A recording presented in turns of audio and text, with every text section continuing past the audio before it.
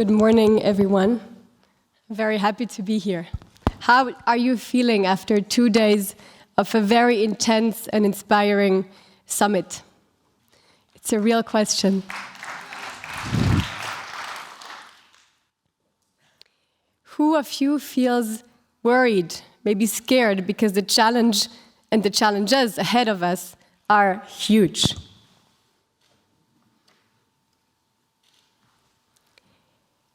Who of you feels full of hope that together we can do it? Nice. I'm here because I choose every day to be full of hope. I'm not talking about a dreamland hope far from reality, but a realistic, responsible hope. And so is this wonderful youth cohort that is here with us today and that you, I hope, have had the chance to meet. I will now ask 5 representatives of the youth cohort to join me on stage. And all the others will come on stage later, so you will all see them. So first, please join me on stage, Aijing Zhao, Policy Officer from China, nominated by Swissnex.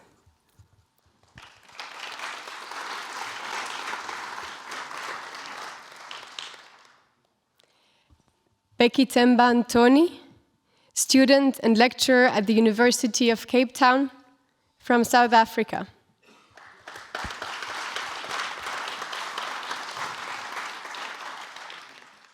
Sylvia Meyer, member of the Swiss Young Academy from Germany.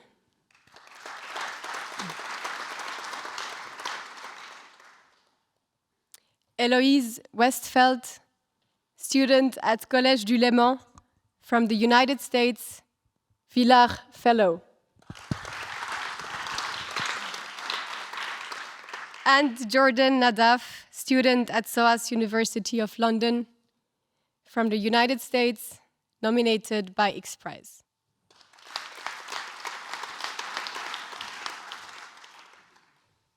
Welcome to all of you. Before I give you the floor so that you can share your stories, your thoughts, and your reflections, let me just tell you what the session, A Youth Outlook, is all about. As you know, the cohort of this wonderful young, and I don't say aspiring, but I say inspiring leaders, I think they already are leaders, and very energetic people from around the world have participated in the summit. You have been nominated and supported by various GESDA partner institutions, including, among others, the University of Cape Town through the Youth Anticipation Initiative, the Villar Institute focusing on systems leadership, systems thinking, Swissnex, the network of Swiss scientific consulates around the world, and the Swiss Young Academy of Scientists. The participation of the young generation, I don't want to say the future generation because they are already present, we are here. We're not an idea from the future or that belongs to the future, is essential to find solutions that will be carried by tomorrow's or today's leaders. And even more so is the dialogue between the generations and the collaboration among the generations that is crucial. We have asked you to actively participate in the sessions, be curious, critical, ask questions, share your reflections. Representing the whole range, going from high school students to postdoc researchers, you will now be sharing your reflections with us. So I will now ask each one of you to share your reflections, and maybe more specifically, what are your hopes, your fears and worries, and what is your message to all of us? So, Eloise, would you start? And let's do that for more or less 3 minutes. Okay. Hi, I'm Eloise. I'm part of the Youth Cohort, and I would like to begin by saying how grateful I am to be here. The opportunity to be in a room full of incredible minds, important people. What is an important person? But and just with you all is just incredible, so thank you.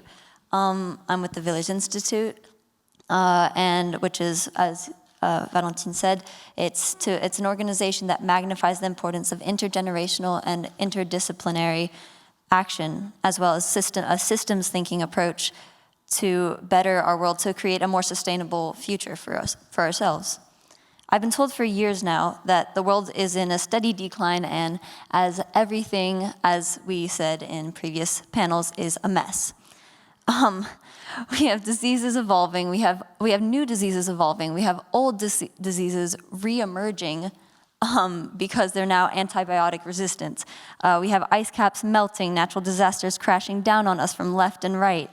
We have colossal decreases in biodiversity, and you all know all of this already, and are certainly much more knowledgeable in this domain than I am. But we have all this happening, and with all this happening at the same time, it's hard to find hope. It's difficult to stay hopeful in a time where we don't really see our solutions yet. But I consider myself a rather optimistic person. So while the threats to our planet, or rather to humanity, increased, I still believe we would find a way to implement change. I don't know how, I didn't know how or when or who, but we did have a why. I did have a why, and I thought that why would be enough to drive us to find solutions, to make a difference, to make a change. The why would be, to find the solution, or solutions, because there's not just one, right? The why is to save our people. I hate to say it, but it isn't to save our planet. Not really. The planet will be fine without us. In fact, our planet will thrive when we're gone. So it's not when we mean to say our planet is dying, what we really mean, I think, is that the version of our planet that will allow us to live on it, that version is dying, but not the planet. The planet will be fine. And that might be a bit harsh, but I think that that's the most effective way to convey the urgency of the situation.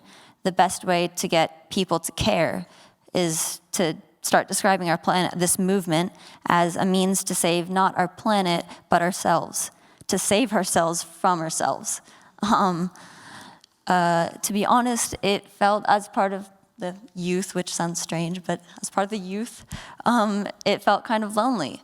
It felt like no one really cared about where we were headed or how we could impact the world to change it. We are always told about the negative, all the time, by our biology teachers, by our parents, by our professors, by just interacting with people in general. And very rarely we're told about the positive. So that was very impactful on my outlook on life. But however, as you all know, this upcoming generation, us, we're very passionate and we're very outspoken. So what kept that light for me, what kept me hopeful, was our own passion. Being here, being able to participate in this GESDA Summit, which is only the second GESDA Summit, I think, which is absolutely incredible. And I'm very happy that this is going to be continuing. What I think this GESDA helped me realize that we aren't alone. It helped me, and while yes, it is true that being told the world is dying because we didn't take care of it, but you guys better fix it when we're gone. That can be a bit of a heavy weight to carry. But this summit made me feel that it was possible. Even with some panels being what I would describe as a little bit over my expertise, to say the least, I was able to understand that everybody here, there's so many brilliant minds that are working to solve this that I didn't know. I didn't know so many people were working together day and night, trying to fix our world, to save ourselves, to save us. And that gave me a whole new level of hope. That gave me the possibility that this gave me a point of view that's different. It's just a different perspective. And I think the final thing I'm going to say is that when you speak passionately about something, when you really care, that's when people listen. That's when you get other people to be involved, when you're passionate about a subject. And when you have other people that are involved and that are listening, that's when this whole inclusion aspect of our movement comes in. You get people to care, then they want to be involved, then they are included, and there's this whole strength in numbers. The more we are to care about this, the greater chance we have of saving ourselves and our planet. So that's something I really appreciated about this summit, is the passion that the speakers shared with us. And so thank you for your passion, and thank you for your work and for having us. Thank you, Eloise.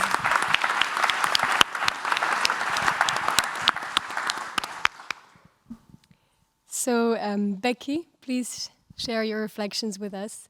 3 minutes. I just want to say it's an honor to be here, to have the opportunity to participate. It's been really a stimulating conversations. So I come from the social sciences, and my perspective will be from that dynamic. And I've also got 3 points, right? So we've been talking about where technology can take us, right? Which is technological determinism. But we're not talking about how do we appropriate technology in order to organize our social surroundings. Right? I was born in 1997, right? So the post-World War period, with the emergence of global governance in 1945, establishing the United Nations, was this idea that we'll create an interconnected world, right? One of multilateralism, right? We'll create globalization over the internet as a conduit for development. And we'll use neoliberalism as an economic policy in order to create prosperity. However, we didn't think about how technology will influence our economic systems. So then the question becomes, how do we make sure that we don't repeat the injustices of the past? How do we make sure that we appropriate these technologies in order to make sure that we foster inclusive growth?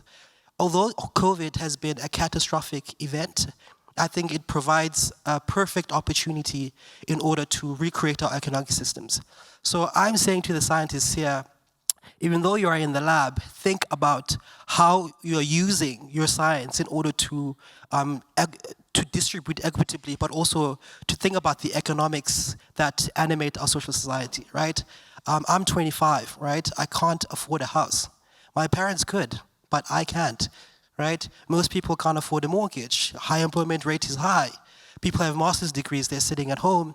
We have to think about how neoliberalism, although it had good consequences, it only concentrated economic power in the north, and the global south is still poor, even though we have technological developments that can redress those inequalities.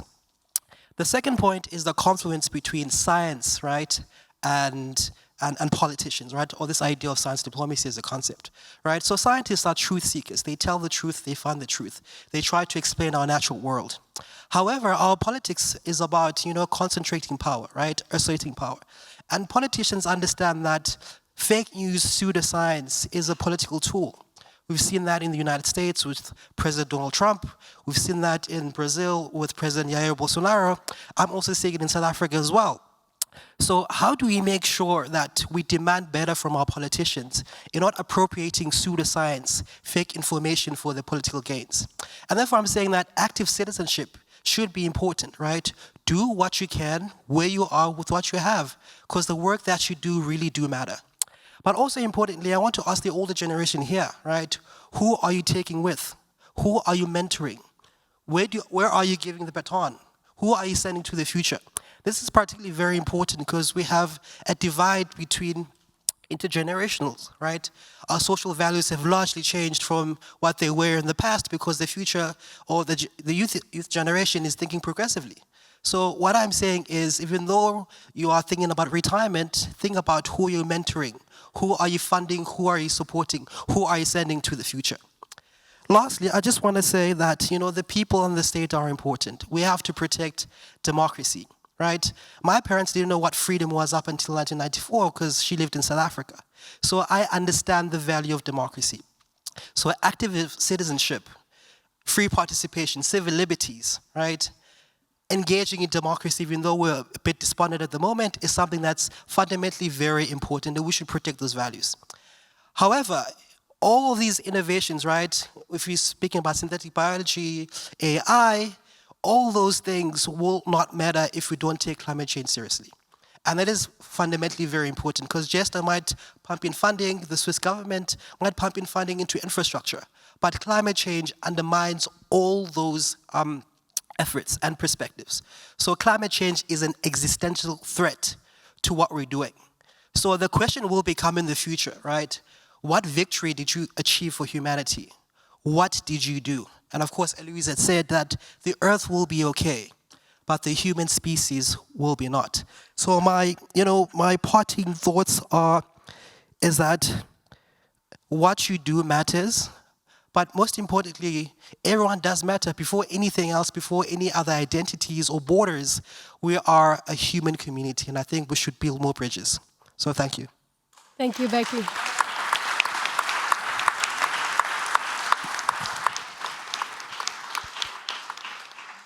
Jing, the floor is yours. Thank you so much, Becky, for the amazing 3 minutes, and thank you, Valentine. So good morning, distinguished guests. It's sincerely my great honor to present here, and please allow me to express my deep gratitude to GESDA and also to SwissNext for offering me this incredible opportunity. So over the past 2 days, if in short, my impression is eye-opening and alarming. So there have been various brilliant insights, but due to the time constraint, I'm just gonna list 3 of my key takeaways. So first of all, the point around preserving human dignity has left a mark on me because I'm a big fan of metaverse, totally submerged myself when I was using my VR headsets, and unconsciously I adapt all the new norms designed by the tech companies. So dehumanizing our ability to connect in real life, somehow yes, but it also exists positive examples, such as the user on the autistic spectrum. So personally, I'm so ready to blur the boundaries, to extend and create a so-called digital utopia, autonomous, decentralized freedom of speech. In this case, how we could really reshape the future digital governance, how could be an adequate regulatory framework. Secondly, excellent debate on the limits in the digitalization of conflicts, even though it still gives me the shivers when I think about, the increasing espionage, hyper-personalized attacks, AI technology acts on its own on the battlefield, and also the misuse of data in the conflict situations. So which really reminds me the securitization of this technology and ethical application are critical, particularly when the threshold to access this new technology for the violent use become very low. So that poses another question. Should we put the blame all on technology, or actually we're just ignore the big elephant in the room? Because these have been long existing issues, geopolitical conflicts, global security, right? So last but not least, I'm amazed by the enormous potential of quantum technologies. And according to the panelists yesterday, it is nearly impossible to develop quantum technologies in an isolated one country state mode. So for this, that's really the moment for science diplomacy to kick in, and it's about like what the President Cassis before mentioned in the UN addressed a speech at the 17th Global Assembly. I remember clearly, it's about tipping the synergy and collaborating globally. So if science and technology need to be inclusive, diplomacy is the means to ensure that they serve the public good. Through the entire process of design, research, develop, apply, and govern, we really need to weigh in the participation and opinion of multi-stakeholders. That will be my humble reflection, and thank you so much. Thank you.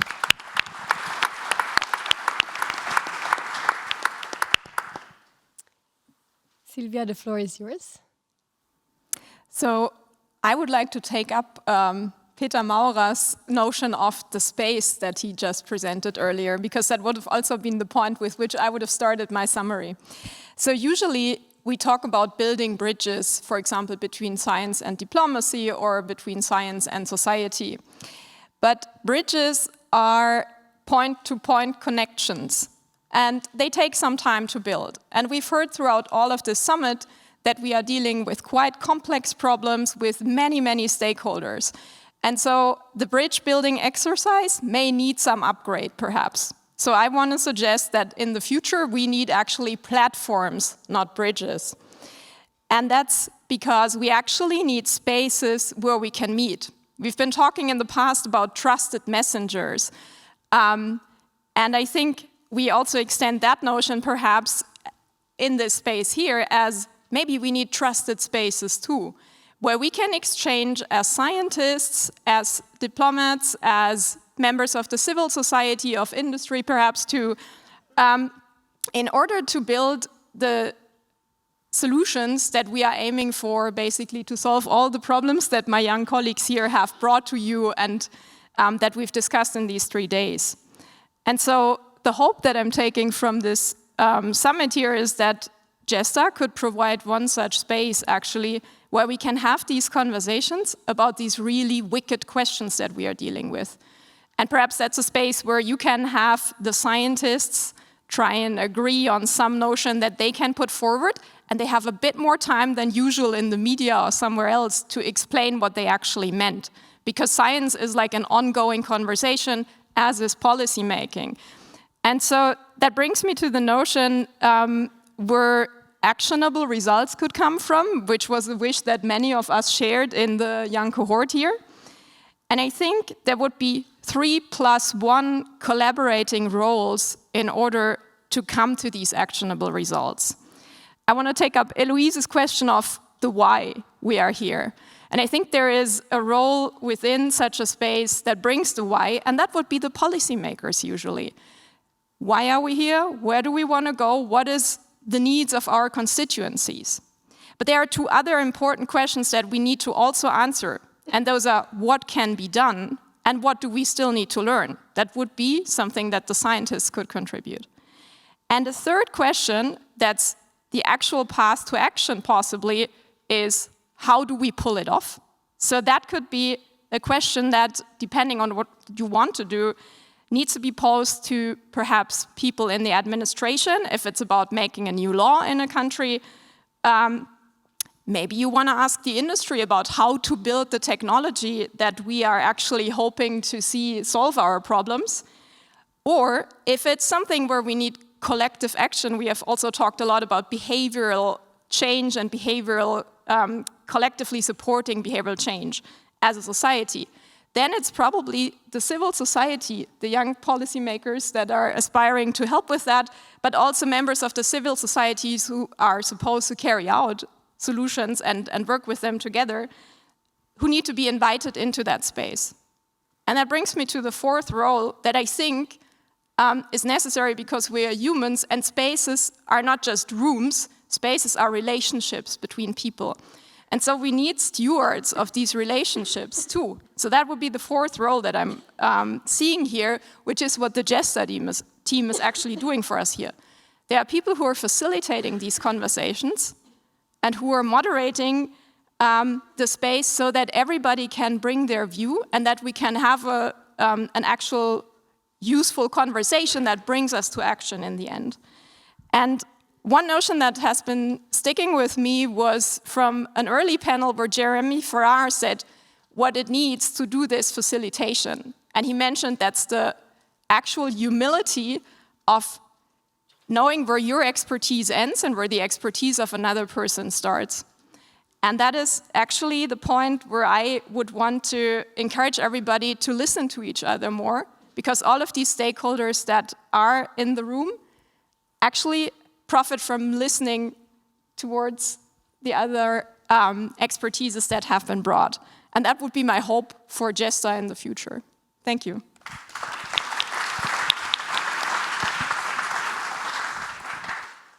So Jordan, the floor is yours. Thank you. I want to start by reiterating what all of my peers have expressed. Not only are we extremely grateful to be on this stage and have a voice right now, but I think it's important to acknowledge how significant this is. I have been in conference spaces and different topics, policy, science, since I was a younger teenager, and this is the first time that I truly feel that we have a voice and that we are being listened to and taken seriously, and that our opinions are being valued, and we're given a platform to express these and share these with you guys. In the spirit of these conversations we have been having, coming together and sharing ideas, I think that it's extremely significant, and I would like to see more of this in other spaces. My hope is that as GESDA continues, we continue to give youth a platform and a voice throughout all of this and some processes to begin making an impact in the world. I think that as we've spoken in the youth cohort, we are all very interested in the action points. We recognize the importance of the conversations that are happening here, and we are learning so much about the complex relationships between all of the actors in these processes. And I think that we are very interested in seeing what comes next. Where do we go from here? Once we've had these conversations, where can we take the knowledge and relationships that we've built, the connections that we've made in these interdisciplines, and apply them? Each of us comes from a different background, from different education, different aspirations for the future, and all of us have pathways where we can get involved, and we see this now after these 2 days of speaking with so many people and hearing so much information. I think the future is very uncertain. It's hard sometimes to be hopeful, as the others have said. We are constantly reminded that there is a lot that we are struggling to cope with as a society, as a world, and as a species. There are a lot of challenges that we have to overcome. And I think that GESDA has left me very hopeful. After listening to all of these dialogues, it's very easy to become concerned about the boundaries that wait ahead of us and the complex interests and priorities of the actors in this space of science diplomacy. What everyone wants to achieve is different, and it can often be concerning and worrying when these don't line up. However, seeing the hope of all of the GESDA speakers throughout this weekend, or these few days, seeing that people can acknowledge these boundaries and these roadblocks that are ahead of us, yet still maintain the hope and confidence and drive to see that there is a solution. We can work on this, we can solve this. This brings back some of the hope that I think I have lost over the last couple years of trying to exist in these spaces and make a change in the world. I think I would like to leave you with one ask, one action point, as I said. I would like to ask each one of you, when you leave this conference, when you go back to the spaces that brought you here, the communities, the motivations for you being here, speaking with each other, to us, to the world, go back and ask yourself how you can support the youth and others who don't have the pathways and tools to make these changes. Whether you are operating as an individual, as a representative of an organization, a corporation, an interest group, ask yourself how you are investing in the youth and giving them the tools and opportunities that they need to begin to have this voice and to share this stage with us. We are often told that we are one of the biggest hopes to tackle these issues that lay ahead of us. We are often reminded that we have potential and that we will solve these issues. We will come up with solutions. And to that, I ask that you help us, that you think, how can you support us, but also that you work with us, alongside us. Do not leave the responsibility entirely on our shoulders, but work alongside us, bring us into these spaces now, that we have these opportunities to coexist and share these spaces and work together. Take advantage of this and ask yourselves how you can support voices that don't have the structure and the tools and the power to be heard and make a difference right now. Thank you. Thank you.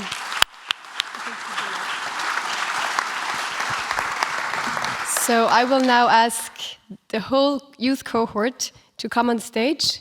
Olivia Avalos Villar, student at the International School of Basel from Spain and the Villar Fellow. So you can just, maybe you can all stand up and just stand in one line or in one round. Rejoice Cabo Legodi, student at the University of Cape Town from South Africa. Sofia Martianova, student at ETH Zurich from Ukraine, a Villar Fellow.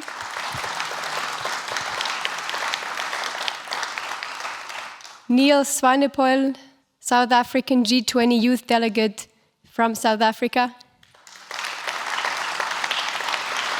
Sophie van Berchem, student at Columbia University from Switzerland.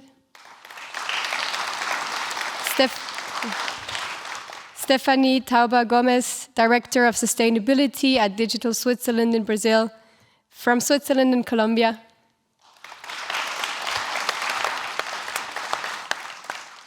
And I will mention Adrien Donin de Rosière, student at King's College Wimbledon from Switzerland, who had to go back to play at a very important tennis tournament.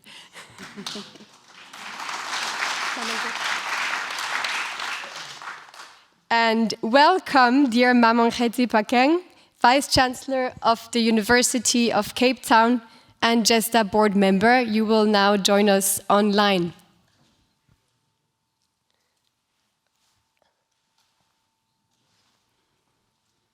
In this way, let me say congratulations to our youth cohort for making it to GESDA, because what that means is that there's work that you're doing, and that's why you're important for us to hear from you. But also thank you for sharing your thoughts with us this morning, provoking thoughts, and also thank you for the challenge that you left with us, because the challenge that you left with us is part of our agenda. And so we as GESDA want to engage with you, work with you.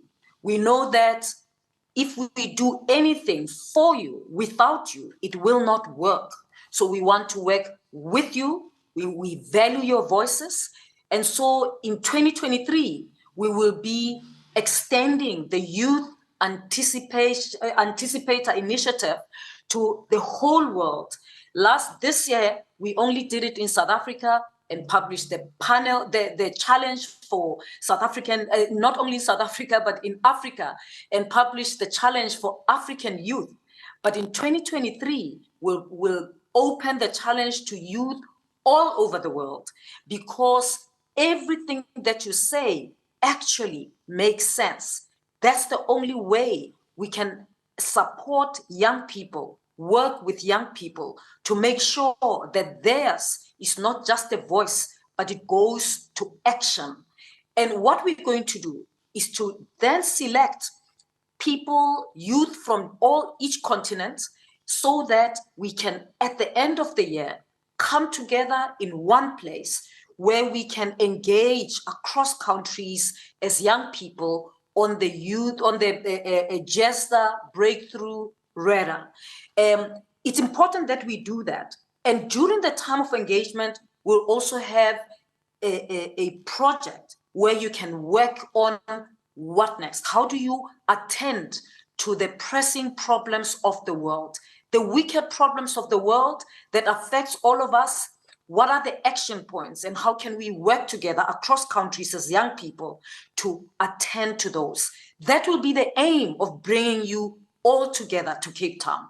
So watch this space, the GESDA space. I want to advise you to follow GESDA Global on Twitter, because you'll see the sessions that we will be advertising for you to join online.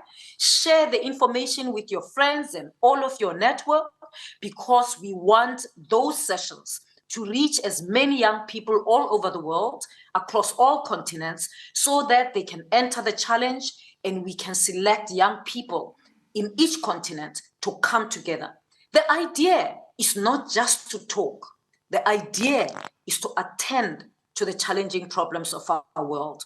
Because if we don't, there will be no future for our world. But we as adults cannot do this on our own. It is important that it is done by you as young people, with us supporting you and enabling you to make sure that you can put your ideas into practice or into action. So we look forward to engaging with you. We look forward to hearing you. Ours at GESDA is not a one-way traffic relationship. It's a relationship that's interdependent with young people, because we recognize your power. You will inherit the world.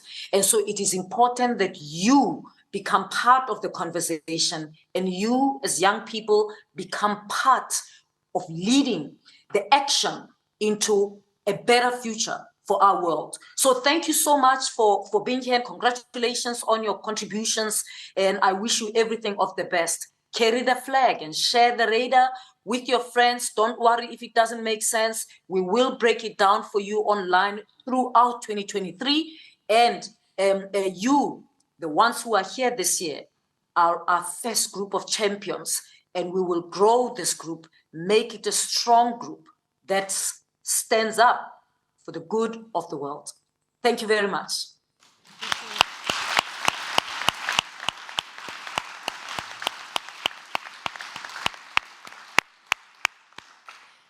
So I want to just repeat these words. Don't worry if it doesn't make sense.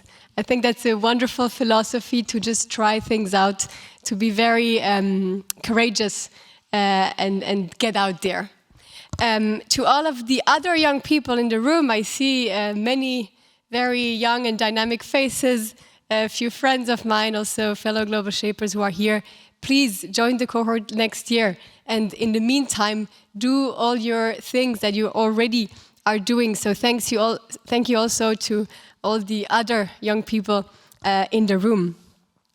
To you, dear audience, I mean, as you probably have understood, every one of these people on stage would have a lot to say. So you will have the break later to ask them a ton of questions, and the opposite, and really engage in conversations. I would like to sum up by saying that our wish is that we will continue to engage with each other, not only in conversations, but really in working together. We ask you to challenge us. It's not only to give us the floor, but really to challenge us. You have a lot more life experience than we have, to help us to be exposed to brilliant minds and hearts. And I would to emphasize on the word hearts that you are.